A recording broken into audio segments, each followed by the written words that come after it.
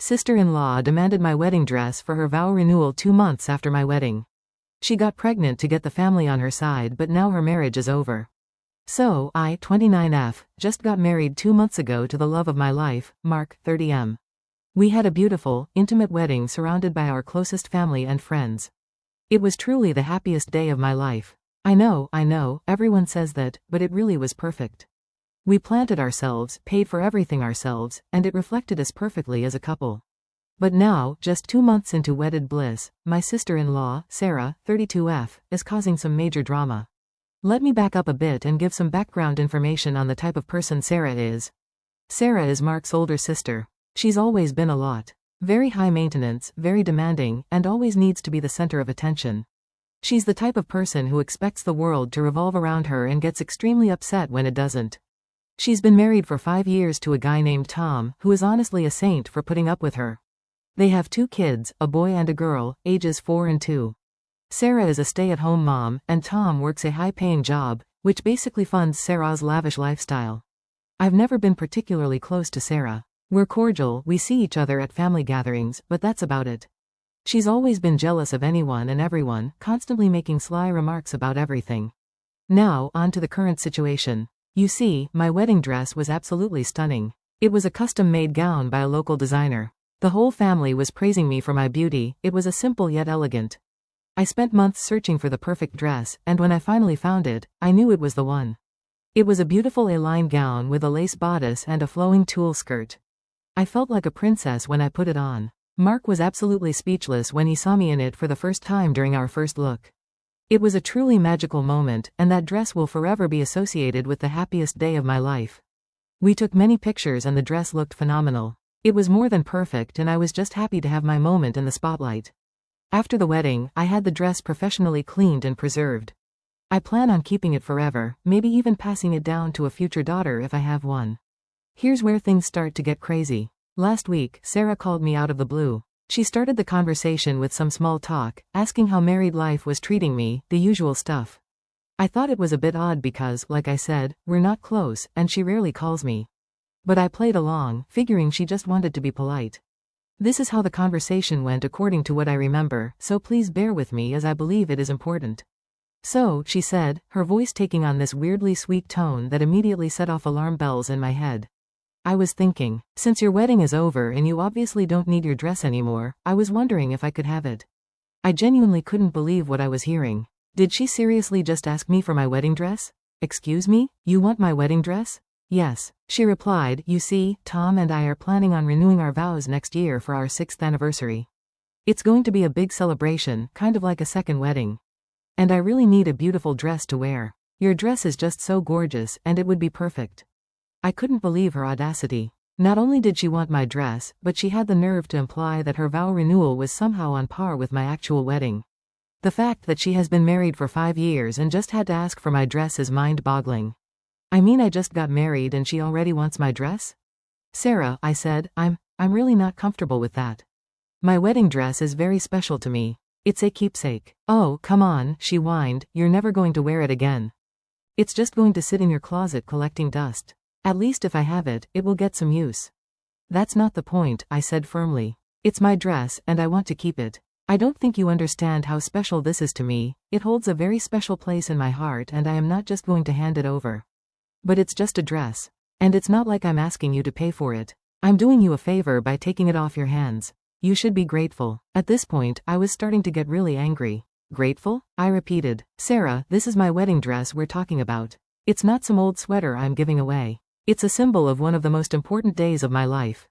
Well, my vow renewal is important too. And I deserve to look beautiful. Tom and I have been through a lot. We even went to couples therapy last year, and this is our chance to celebrate our love. And like I said, it has been 5 years, so I deserve a new dress. Your vow renewal is not my problem, I said, and you can buy your own damn dress. Like a normal person. But I don't want to spend the money. She whined. Wedding dresses are so expensive. And yours is already paid for. It's just sitting there, being wasted. It's a designer gown, and I deserve to wear a designer gown. I took a deep breath, trying to regain my composure. This was getting ridiculous. Sarah, the answer is no. I'm not giving you my wedding dress. I don't care if you think it's being wasted. It's mine, and I'm keeping it. You're being so selfish, she shrieked. I'm your family. You're supposed to help me. I can't believe you're doing this to me. You're supposed to be my sister and sisters are supposed to help each other out. I am helping you, I said I'm helping you by telling you to go buy your own dress. But I want yours, she wailed. It's perfect. And it's free. Why can't you just be nice and let me have it? You're being a total bridezilla, even though your wedding is over. You always have to be the center of attention. You were such a drama queen during your wedding and constantly showing off. I completely lost it. You have some nerve calling me a bridezilla when you're the one demanding my wedding dress. And for your information, I was not a drama queen. I planned a beautiful wedding and I was a gracious bride. Unlike you, who throws a tantrum every time you don't get your way. I was angry and hurt by her words. She was always a drama queen and she was projecting that on me. You're just jealous because you're not the center of attention anymore. She screamed back. You can't stand the thought of someone else being in the spotlight. You think just because you are married now, you are suddenly better than me. I'm not jealous, I yelled. I'm happily married. I don't need to be the center of attention. Unlike you, who needs constant validation and throws a fit when things don't go your way. It's my wedding dress, not yours, and you're not entitled to it just because you're family.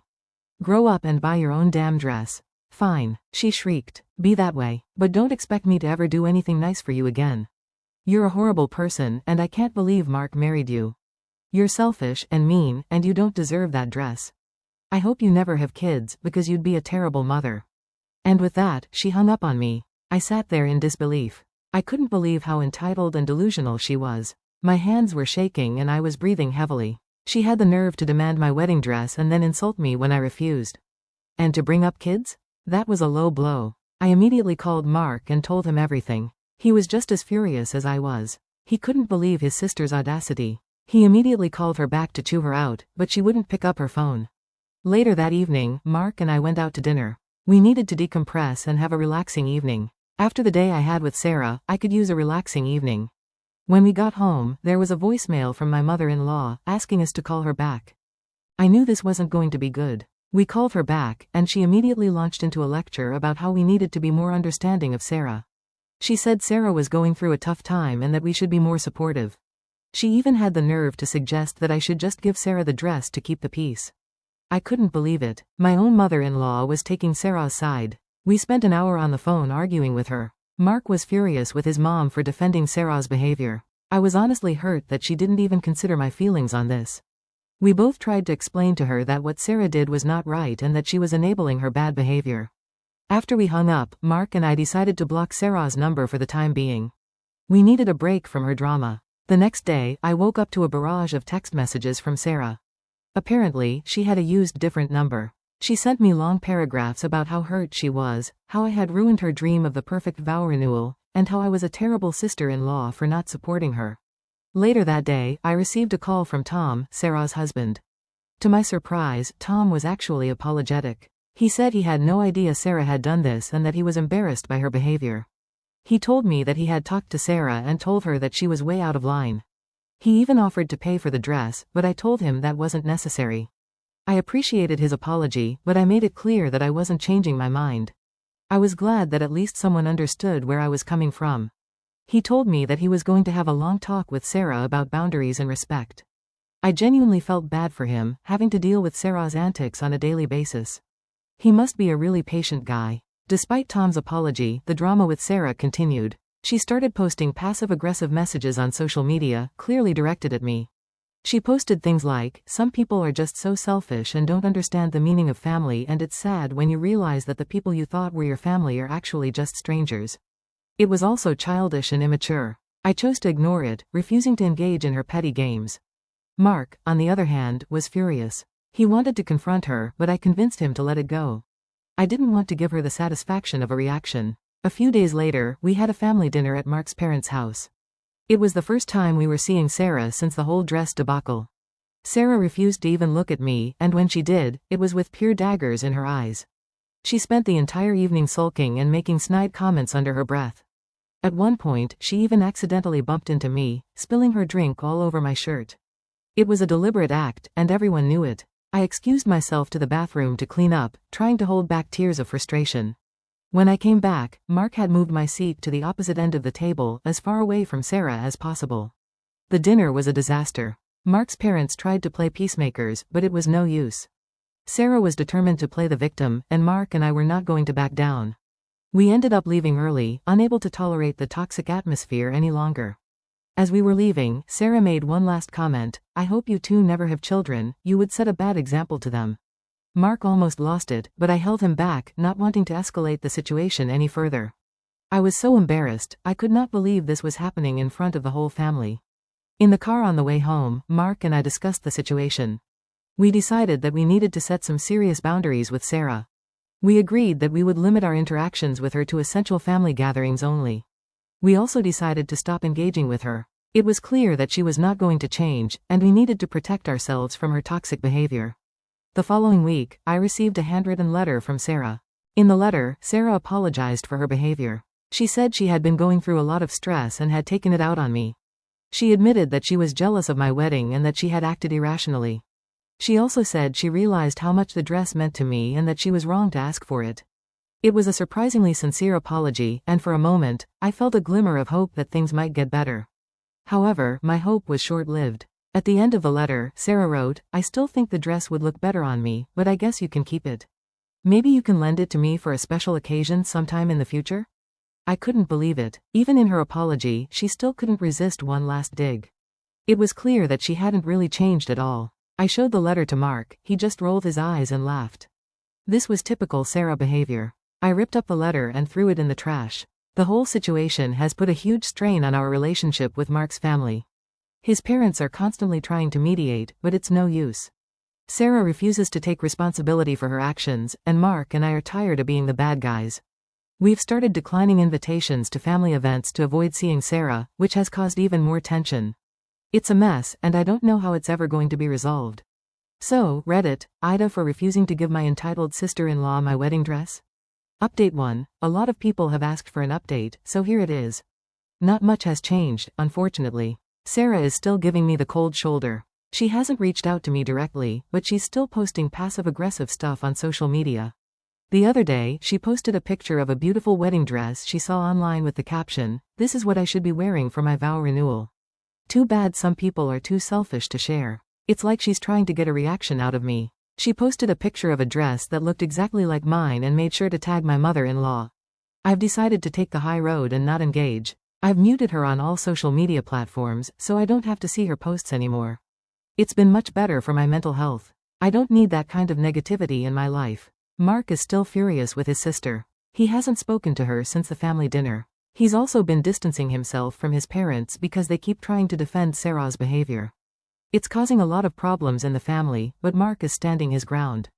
He's been incredibly supportive of me throughout this whole ordeal. He keeps telling me that I did nothing wrong and that he's proud of me for standing up for myself. We've been spending a lot of quality time together, just the two of us. We've gone on a few weekend getaways, just to escape the drama and reconnect. As for Tom, Sarah's husband, he reached out to me again last week. He apologized once more for Sarah's behavior and said he was still trying to talk some sense into her. He told me that Sarah had actually gone out and bought a new dress for her vow renewal, but she wasn't happy with it. Apparently, it wasn't special enough, and she kept comparing it to my dress. I honestly feel bad for the guy. I told Tom that while I appreciated his apology, there was nothing more he could do. It was up to Sarah to change her attitude, and I wasn't going to hold my breath. He sighed and said he understood. He mentioned that they were starting couples therapy again, and he hoped it would help Sarah work through her issues. I wished him luck, genuinely hoping things would improve for his sake, if not for hers. Mark's parents called us again a few days later. Instead of defending Sarah, they were now trying to guilt us into making amends. They said that the family was falling apart, that we were being too harsh on Sarah, and that we needed to forgive her for the sake of family unity. My mother-in-law even started crying on the phone, saying she just wanted her family to be happy again. Mark was having none of it. He told his parents that Sarah's behavior was unacceptable, that she had crossed a line, and that she needed to be held accountable. He said that we were not the ones tearing the family apart, Sarah was. He told them that if they wanted to have a relationship with us, they needed to stop enabling Sarah's behavior and start setting some boundaries with her. It was a tough conversation, and it ended with Mark's parents hanging up on him, angry and hurt. After that call, Mark and I had a long talk about the situation. We decided that we needed to take a step back from his family for a while. It was clear that they weren't going to change, and we couldn't keep subjecting ourselves to their drama and manipulation. We agreed to limit our contact with them to major holidays only, and even then, we would keep our visits short and sweet. It was a difficult decision, but we knew it was the right one for our own well-being. We started focusing more on our friends and my side of the family. My parents have been incredibly supportive throughout this whole ordeal, and they've welcomed Mark into the family with open arms. It's been refreshing to spend time with people who actually respect and appreciate us. A couple of weeks later, something unexpected happened. I received a text message from an unknown number. It was a picture of a sonogram with a caption, "Looks like you'll be an auntie again soon. Maybe now you'll understand the importance of family." It was from Sarah. I was shocked. I showed the text to Mark, and he was just as surprised as I was. We couldn't believe that Sarah would use her pregnancy as a way to manipulate us. It was a new low, even for her. We decided not to respond to the text. There was no point in engaging with her. It was clear that she was just trying to get a reaction out of us, and we weren't going to give her the satisfaction. A few days later, Mark's parents called again. They were ecstatic about the news of Sarah's pregnancy. They were already talking about throwing a baby shower and how excited they were to be grandparents again. They tried to use the pregnancy as a way to guilt us into reconciling with Sarah. They said that we needed to put the past behind us and come together as a family for the sake of the new baby. Mark firmly told them that while we were happy for them, Sarah's pregnancy didn't change anything. Her past behavior was still unacceptable, and we weren't going to pretend it didn't happen just because she was pregnant. He told them that we would not be attending any baby showers or family gatherings that involved Sarah. We wished them well, but we made it clear that our boundaries remain the same. The news of Sarah's pregnancy spread like wildfire through the family. We started getting calls and messages from other relatives, all trying to convince us to forgive Sarah. It was exhausting. It felt like everyone was taking Sarah's side and making us out to be the bad guys. I started to feel like I was going crazy. One evening, I broke down crying. I told Mark that I couldn't take it anymore. I felt like I was drowning in all the drama. Mark held me tight and reassured me that I was not the problem. He reminded me that we had done nothing wrong and that we deserved to be treated with respect. He suggested that we take a break from social media and stop answering calls from family members for a while. We needed to focus on ourselves and our own happiness. We decided to book a last-minute trip to a secluded cabin in the mountains. We turned off our phones, left the drama behind, and spent a week enjoying each other's company. We hiked, read books, cooked meals together, and just relaxed. It was exactly what we needed. When we returned from our trip, I felt refreshed and renewed. Update 2, it's been a couple of months since the last update, and things have been relatively quiet. We've maintained our distance from Mark's family, and it's been surprisingly peaceful. We've been focusing on our own lives. We even started looking into buying our first house together, which has been an exciting and much-needed distraction. We haven't heard from Sarah directly, but we've heard through the grapevine that she's been complaining about us to anyone who will listen. Apparently, she's been telling people that we're ruining the family and that we're being selfish for not forgiving her. She's also been playing up her pregnancy, acting like she's the first woman in history to ever be pregnant.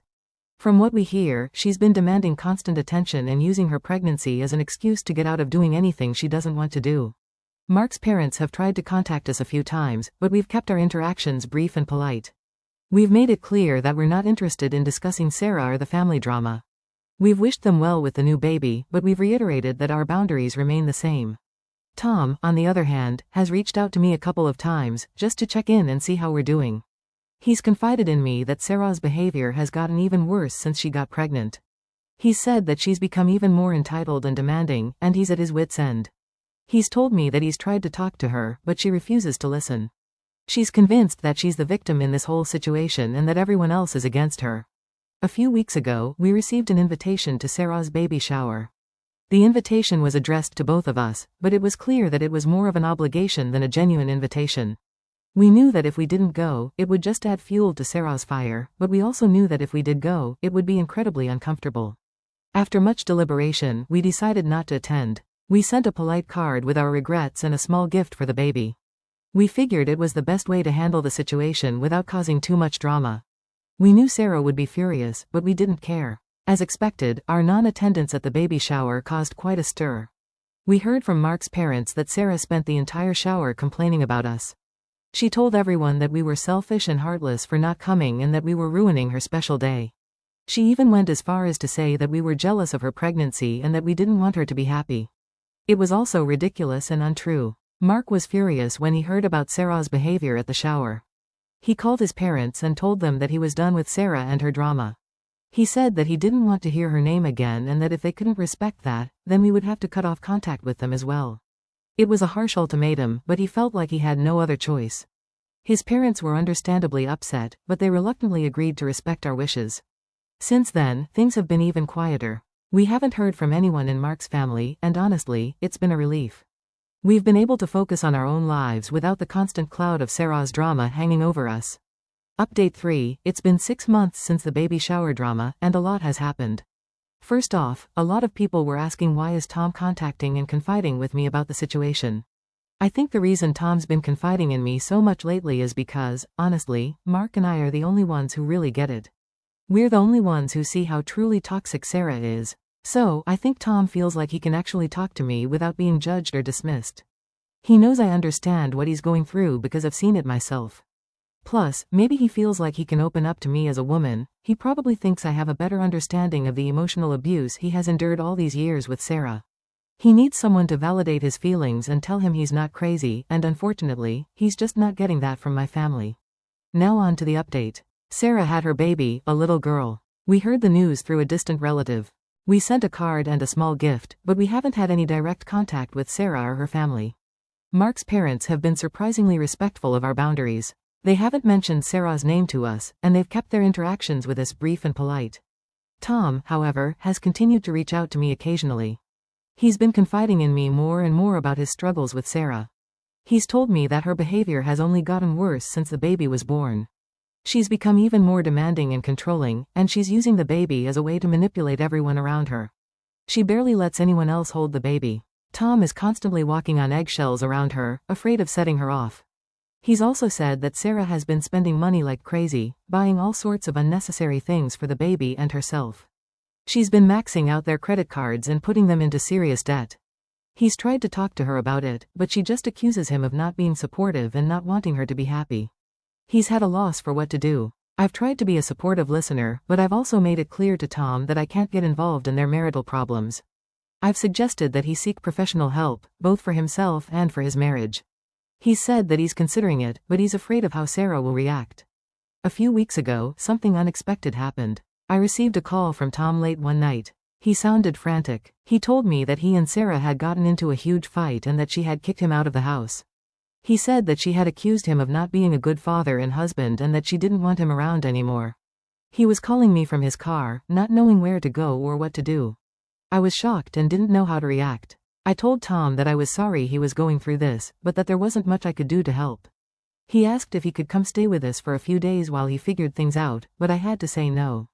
I told him that it wouldn't be appropriate and that it would only make things worse with Sarah. I suggested that he stay at a hotel or with a friend.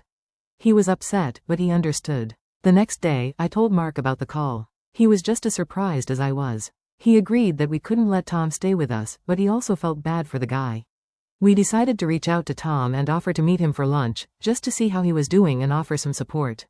We met Tom at a diner a few days later. He looked exhausted and defeated. He told us that he had spent the last few nights sleeping in his car and that he hadn't been able to see his daughter and, if I'm honest, it's been even harder for him to see his 2 older kids, the 4-year-old and the 2-year-old. Sarah's been actively turning them against him, and it's just heartbreaking. She's been using them as pawns, changing visitation times at the last minute, making excuses why they can't see their dad, and just generally making it a nightmare for Tom to have any sort of relationship with them. What's worse is that she's been poisoning their minds, bad-mouthing Tom in front of them. The poor kids are so confused. Tom told me that his 4-year-old son looked him in the eye and asked, "Daddy, do you not love us anymore? Mommy said you left because you don't love us." Can you imagine? It absolutely shattered Tom. He spent the rest of the visit just holding his son, reassuring him over and over again that he loves him and his sister more than anything in the world. Sarah had even refused to let him into the house, and she wasn't answering his calls or texts. He was heartbroken and didn't know what to do. He said that he had tried to talk to Sarah's parents, but they had sided with her and told him that he needed to be a better husband and father. Mark and I listened patiently and offered words of encouragement. We told Tom that he needed to stand up for himself and that he deserved to be treated with respect. We suggested that he consult with a lawyer to understand his rights as a father. We also encouraged him to seek therapy to deal with the emotional toll of the situation. Tom thanked us for our support and said that he would consider our suggestions. He seemed to feel a little better after talking to us, but he was still clearly struggling. We paid for his lunch and told him to keep in touch. Update 4. It's been a month since we met Tom for lunch, and things have taken a dramatic turn. Tom called me a week ago. He told me that he had taken our advice and consulted with a lawyer. He had also started seeing a therapist. He said that he was finally ready to stand up for himself and fight for his rights as a father. He told me that he had filed for divorce. I was shocked but not entirely surprised. It was clear that his marriage to Sarah was beyond repair. I told him that I supported his decision and that I was there for him if he needed anything. Tom said that Sarah had been served with the divorce papers and that she was furious. She had called him repeatedly, screaming and threatening him. She had also contacted her parents, who were now trying to intervene on her behalf. A few days later, Mark received a call from his mother. She was hysterical, accusing us of ruining Sarah's life and tearing the family apart. She said that we had poisoned Tom against Sarah and that we were responsible for the divorce. Mark calmly told his mother that Tom was a grown man who was capable of making his own decisions. He said that we had only offered Tom support and advice and that the divorce was solely between Tom and Sarah. His mother wouldn't listen. She kept blaming us for everything. The call ended with her hanging up on Mark. Sarah, predictably, has been playing the victim. She's been posting on social media about how she's a single mother who's been abandoned by her husband and betrayed by her family. She's been trying to garner sympathy and paint herself as the innocent party in all of this. It's been infuriating to watch, but we've decided to stay out of it. As for Tom, he's been staying with a friend while he looks for a more permanent place to live. He's been able to see his daughter a few times, but Sarah has been making it as difficult as possible. He's had to get his lawyer involved to enforce his visitation rights. Despite all the drama, Tom seems to be doing better. He's focusing on his therapy, his job, and his daughter. He said that he feels like a weight has been lifted off his shoulders now that he's finally taking control of his life. Mark and I have continued to offer Tom our support, but we've also made it clear that we can't get too involved in his legal battles. We've encouraged him to lean on his lawyer and his therapist for guidance.